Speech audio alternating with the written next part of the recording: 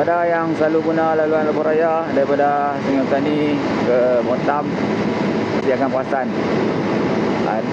garisan putih-putih ni. Tadi dia garisan sambung, lah ni dia garisan putih-putih. Lepas tu dia belah tepi sekali dia ada garisan sambung. Dia benda ni dia tak sama macam lorong kecemasan biasa.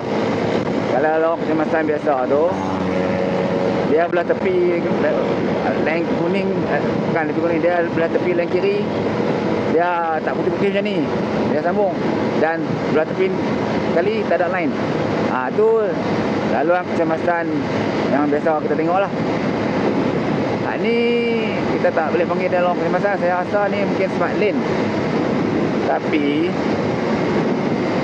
smart lane orang kata dia ada signboard smart lane. Sini signboard dah tak ada. Dulu awal-awal tu ada. Signboard tu dia jenis boleh pusing. Kalau tak guna dia pusing menghadap luar lah. Menghadap pagar, menghadap hutan. Kalau guna dia menghadap ke trafik. Lah ni signboard tu pun dah hilang. Jadi mungkin lain ni dah jadi laluan smart lane sepenuh masa. Mungkinlah saya pun nak abang pun, saya bukan pihak PLAS, tapi memang saya nampak perasaan benda ni.